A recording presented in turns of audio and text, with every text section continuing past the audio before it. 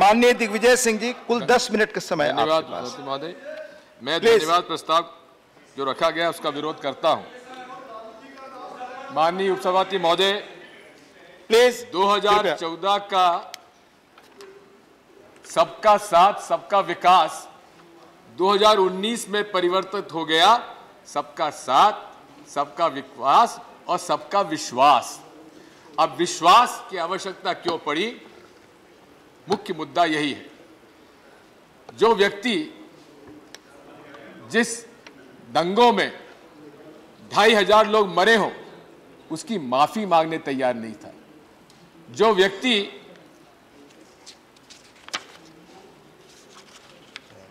टोपी पहनने में तैयार नहीं था, जो व्यक्ति केंद्र सरकार का मुस्लिम बच्चों को छात्रवृत्ति देने के लिए गुजरात सरकार के मुख्यमंत्री के रूप में तैयार नहीं था, जो व्यक्ति प्रधानमंत्री होते हुए भी राष्ट्रपति जी के रोजा अफ्तार में जाने के लिए तैयार नहीं था, वो आज सबसे पहले भाषण में कहते हैं हमें अल्पसंख्यकों का विश्वास प्राप्त करना। मैं उन्हें बधाई देता हूं। मैं उन्हें इस बात की भी बधाई देता हूं कि आकर सबसे पहले उन्होंने भारतीय संविधान को नतमस्तक हुए। मैं बधाई देता हूं। क्या ये परिवर्तन वाकई में है या केवल जुमला है? मैं उनसे अनुरोध करना चाहता हूं, हमें बड़ी प्रसन्नता होगी अगर वो वाकई में जो कह रहे हैं करके दिखा दें। ये देश सबका है। हम संसद में आते हैं तो सबसे पहले हम महाउपनिषद के उस श्लोक को पढ़ते हैं, अयम निजी परो वेति गणना लघु चेतसाम उदार चरितनाम तु वसुदेव कुटुंबकम। और साथ में आपने नारायण गुरु का भी जो श्लोक पढ़ा है वो भी बात यही है, सबका साथ सबका विकास सबका विश्वास। कैसे विश्वास प्राप्त होगा माननीय उपसभापति महोदय?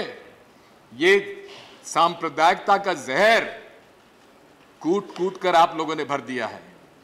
ये भूत, ये जिन बोतल में जो बंद था वो निकल गया है और उस बोतल में वापस डालना आसान नहीं है। आप कितना ही यहां पर आप चेयर को देखकर संबोधित करें। आप कितना ही चाहते हुए भी मुस्लिम भाइयों के प्रति, ईसाई भाइयों के प्रति, सिख भाइयों के प्रति उनका सबका विश्वास प्राप्त करने का प्रयास करें, लेकिन आपके फुट सोल्जर्स जो पूरे देश में आपने उनके मन में, उनके दिमाग में, उनके हर चाल चलन में जहर भर दिया है, उसका परिणाम झारखंड में उस लड़के के साथ हुआ। ठीक है, अगर उसने चोरी की थी तो आपको क्या अधिकार था कि 18 घंटे तक एक इलेक्ट्रिक पोल में बांधकर उसकी पिटाई करें? अरे वहां क्या सरकार है? वहां का पुलिस क्या कर रही थी? क्या कर रही थी वो पुलिस जो 18 घंटे तक उसकी पिटाई होती रही, उसके बावजूद भी देखने तक नहीं आई। अब बताते हैं 11 लोग गिरफ्तार किया। कौन सी धारा में गिरफ्तार किया ये भी साहब पता नहीं है। माननीय उपसभापति महोदय, इस पूरे देश में जो सांप्रदायिकता का जहर बो दिया है और शुरू से बोया जाता है शिक्षा बच्चों के मन में, आज मुझे इस बात का दुख है, बड़ा दुख होता है माननीय उपसभापति महोदय, जब नई लोकसभा में एक तरफ से नारा लगता है जय श्री राम, दूसरे तरफ नारा लगता है अल्लाह अकबर।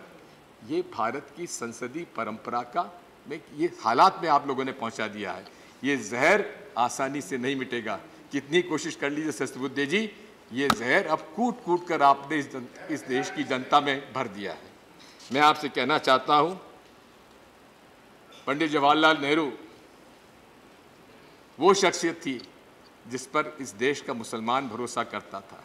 रफ़ी अहमद किदवाई साहब ने, उनके पास कुछ मुसलमान बच्चे गए, उन्होंने कहा कि हमारी इस दिक्कतें हैं, उन्होंने कहा कि मैं तुम्हारा नेता नहीं हूँ, तुम्हारा नेता पंडित जवाहरलाल नेहरू है। ये हमारा संस्कार और हमारी संस्कृति रहे हैं। माननीय उपसभापति महोदय, आज हमें इस बात पर सोचना पड़ेगा कि आखिर इस समस्या से कैसे हम लोग निदान पा पाएंगे। मैं ये भी कहना चाहता हूं कि आपने माननीय सदस्य कुछ कह रहे थे और कह रहे थे कि हमने वोट बैंक पॉलिटिक्स की है। उपसभापति महोदय, वोट बैंक पॉलिटिक्स से सबसे बड़ा नुकसान किसी को होता है तो कांग्रेस पार्टी को होता है। जहां जहां कम्युनल राइट्स होते हैं वहां वहां हिंदू मुसलमान बढ़ जाता है। और आज पूरे देश में किस प्रकार के लोग आज नेता उभर कर सामने आ रहे हैं, वो लोग उभर कर सामने आ रहे हैं जो हिंदुओं को भड़काते हैं हिंदुओं में और मुसलमानों को भड़काते हैं मुसलमानों में। ये सबसे बड़ी चिंता का विषय आज हमारे देश में है। मैं आपसे कहना चाहता हूं माननीय महोदय कि आज पूरे देश में हमारी अर्थव्यवस्था चरमरा गई है। आप कहते हैं हम 2024 तक 5 ट्रिलियन आप यहाँ की इकोनॉमी पर ले आएंगे। 5 ट्रिलियन डॉलर इकोनॉमी में लाने के लिए आपको जीडीपी ग्रोथ होना चाहिए 20.11%। अब चिदम्बरम जी हमारे पास बैठे हैं, उसको विस्तार से बताएंगे। उसी प्रकार से आप देखेंगे किस प्रकार से स्टैटिस्टिक्स के साथ धोखा किया गया है। 2 स्टैटिस्टिक्स के अधिकारियों को भगा दिया गया, उनको मजबूरी में इस्तीफा देना पड़ा क्योंकि मन मर्जी से वो जो अनएम्प्लॉयमेंट के आंकड़े दे नहीं रहे थे। ये आपने जो कहा है दबाव प्रभाव अभाव, मानिए ये सरकार पूरी दबाव में काम कर रही है और प्रभाव डाल रही है, हर वर्ग पे दबाव डाल रही है। चाहे कौन सी हमारी कॉन्स्टिट्यूशनल बॉडीज हैं जिन पर इन्होंने दबाव नहीं डाला, उस पर विस्तार से चर्चा की जा सकती है।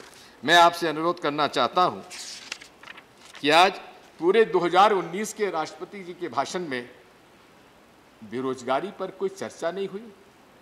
सबसे ज्यादा बेरोजगारी बढ़ी है तो इन 5 सालों में बढ़ी है।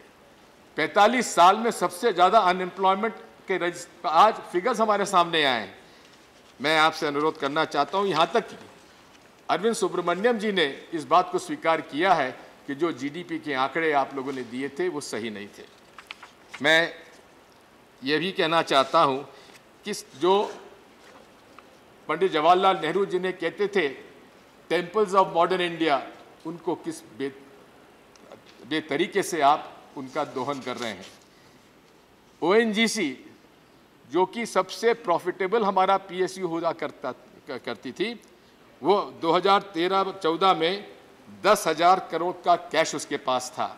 आपने उसी ओएनजीसी को मजबूर किया, दबाव डालकर गुजरात स्टेट पेट्रोलियम कॉरपोरेशन के जिसके 20,000 करोड़ का उसका कर्जा था, मजबूर करके उसको इक्विटी खरीदी गई और हालत ये रह गया कि 10,798 करोड़ से कैश घटकर केवल 29.6 करोड़ बच गया है। उसी प्रकार से माननीय उपसभापति महोदय HAL जिसको कि डिफेंस मिनिस्ट्री का राफेल का काम मिलना था, जिसने 11,000 अभी 2 मिनट और है हमारा जी 11,000 करोड़ का जिसके पास इसने कैश ट्रांसफर किया था सरकार को, अब उसकी हालत यह है कि तनख्वाह बांटने के लिए 781 करोड़ रुपए उसे कर्ज लेना पड़ रहा है। बाकी और सारे आंकड़े हैं। मिनिमम आपने कहा गरीबों की बात करते थे नड्डा जी, आपने मिनिमम बैंक अकाउंट जो उसका आपने नियम बनाया और 1 साल में 5,000 करोड़ गरीबों की जेब से निकालकर आपने पब्लिक सेक्टर बैंक्स को दिया। आतंकवाद की मैं बात करना चाहता हूं माननीय सभापति महोदय। इनके कार्यकाल में इन्होंने वादा किया था 2014 में कि कश्मीरी पंडितों को वापस सम्मान वापस भेजा जाएगा। कितने कश्मीरी पंडित वापस गए? नंबर ऑफ एक साल में number of terrorist incidents have increased by 177% in the last 5 years. ये जवाब मैंने नहीं दिया है, सरकार की तरफ से आया है। Deaths of jawans on terror attacks has increased by 106%. 2017 में 354 थे, अब बढ़कर 457 हो गए। मैं आपसे अनुरोध करना चाहता हूँ, पुलवामा की घटना हुई, पुलवामा की घटना में मेरे पास ये प्रमाण है, ये सिग्नल है जम्मू कश्मीर पुलिस का। आप चाहें तो मैं इसको पटल पर रखने के लिए तैयार हूं, जिसमें कि 8 फरवरी 2019 को आईजी कि जम्मू कश्मीर की तरफ से सिग्नल गया सीआरपीएफ को, आर्मी को, सबको, उसमें कहा गया था, I read, before occupying your place of deployment, please sanitize the area properly as there are inputs of use of IEDs matter most urgent. Sir, this is very important. The cross intelligence failure. Now I'll call the name of the next Sir, speaker. I demand an answer from the Prime Minister. Muthu Karupan.